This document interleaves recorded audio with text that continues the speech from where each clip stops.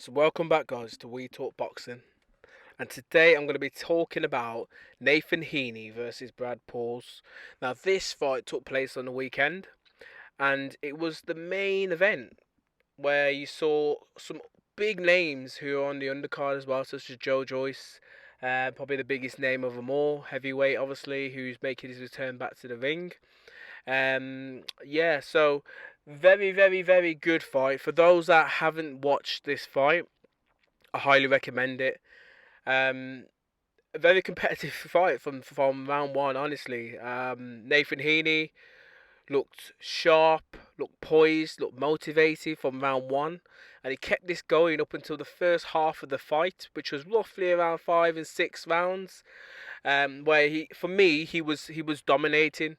Brad Pauls did some good work in the early parts of the round, but just wasn't enough. He just looked as if he not shouldn't have been there, but the fight was kind of edging one way. And as I was watching it, the first early couple of rounds, in my head I was thinking it's probably only a matter of time.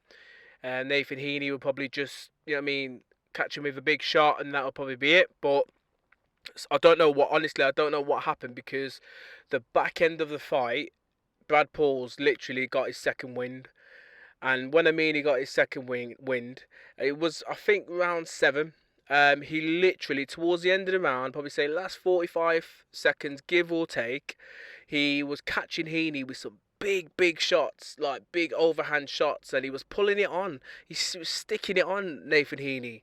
And Heaney looked in trouble, and I was thinking, whoa, Heaney could potentially get stopped here. I know it's like 30, 40 seconds to go and that, but he could potentially get stopped because that Brad Pauls guy was catching him with some mad shots, and it was crazy to see. But um, obviously, round 8 and 9, a very good competitive rounds for both guys. I felt as if these rounds potentially were going more towards Brad Paul. He was just doing a bit more, and every time he was hitting and catching Nathan Heaney looked in trouble, and his legs at times looked like they were going, but somehow, when you probably thought that Heaney's going to get stopped, he somehow managed to come back, and he was landing his own good couple of shots. But for me, I'd probably say the aggressor, from 8 and 9 was pretty much Brad Paul. Um, Round 10, 11, again, very competitive rounds, but um, especially round 11, I'd probably say this is probably at the moment for me round of the year. You have to watch it.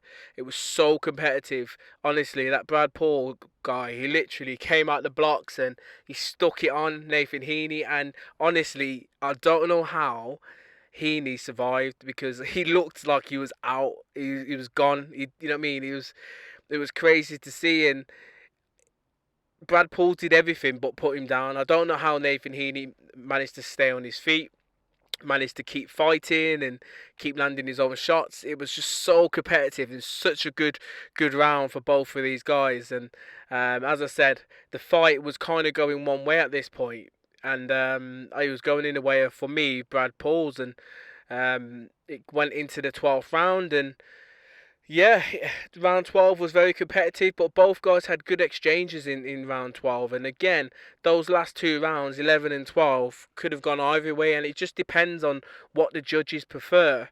Because when you're looking at the scoring at the end, for those that don't know, this fight was scored a split decision draw, where one judge favoured Nathan Heaney. I think it was 116, 113 off the top of my head. The second judge favoured Brad Pauls, 115, 114. And then the other judge, the third judge, gave it a draw, 114, 114. Now, the first judge who scored it, this is my own opinion, by the way. The first judge who scored it 116, 113, I could make a case for that. I could say, yes, Nathan Heaney fully deserved it. I just felt as if he'd done enough. As I said, for me, he was cruising the first 6 rounds, and I know it is a 12-round fight, but some of those, some of those latter rounds from 6 onwards, you know what I mean. You could potentially say that Heaney probably would have won maybe one or two of those rounds. So if you're looking at it that way, if it's me and I'm saying, oh, I felt sorry that Nathan Heaney won the first 6 rounds, then if he won one or two of the latter end of the rounds, like let's say, I don't know, round 7 or 8 or something like that, then he's pretty much won the fight. So I would have gave him the fight by maybe 2 points, which 116, 113, you could literally make a case for it. But the other judge who gave it 115, 114 to Brad Pauls, I'm there thinking, how? How? Like, I didn't feel as if Brad Pauls did enough in the earlier rounds to maybe have won by a round. I don't know. I just don't feel it. And the 114, 114, yeah, I could make a case for you want to see that you want to score the fight a draw because you think he's maybe very competitive and it's hard to split the guys, but you have to go with who kind of overall did the better work. Yes, Brad Pauls was the aggressor and he was catching Nathan Heaney with the bigger and better shots, but the earlier part of the fight he was getting his head boxed, and Nathan Heaney, you know what I mean? Even though, yes, he was getting caught with some big shots in the latter part of the rounds, he never went down. He never once touched the canvas and he stayed on his feet. And the fight could have been close where you could have said, oh, maybe question mark, Nathan Heaney could have maybe won a round in the latter part of the fight. So, yeah, I just felt the scoring was a bit crazy. But yeah, I'm not gonna say it was like a big controversial one like, let's say, a Catterwall Taylor, because it's not on that part. But yeah, I just felt as if Nathan Heaney just about did enough. Now, one thing I feel Nathan Heaney needs to work on going forward is his stamina in the second half of fights. Now, this isn't the first time I've watched Nathan Heaney. I've watched him a few times, and he's a good prospect, and he's beat some good, decent guys on his record. But second part of fights, he gets tired quite easy, and I've noticed that a lot. And he allows people to come back into the fight.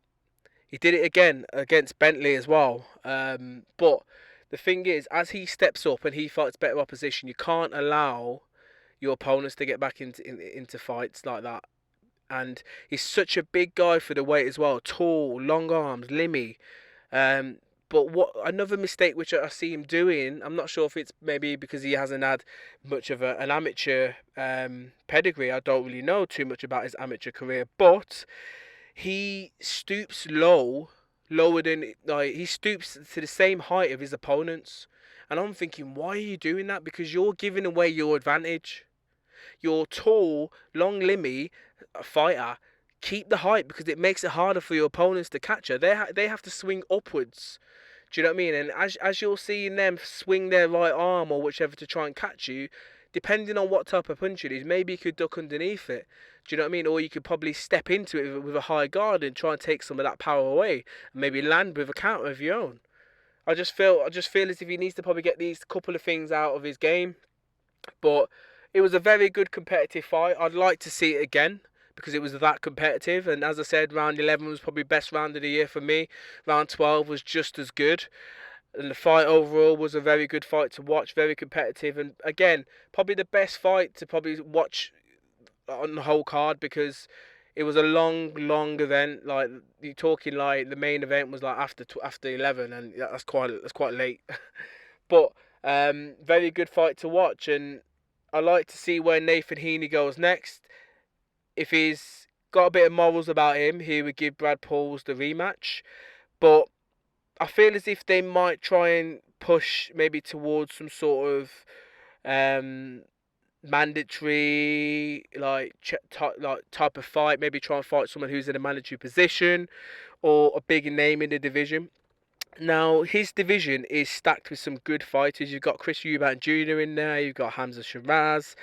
You've got Shane Mosley Jr. You've got Amo Williams, who is a very, very, very good fighter in himself. Do you know what I mean? Liam Smith is in there as well. So there's some good names in that division. I'd just be kind of interested and intrigued to see where he goes next. But anyway, guys, for those that have watched it, let me know your thoughts. How did you score this fight? What did you think of Nathan Heaney's performance? And who would you like him to potentially go up against next? As always, guys, let me know your thoughts. Bless.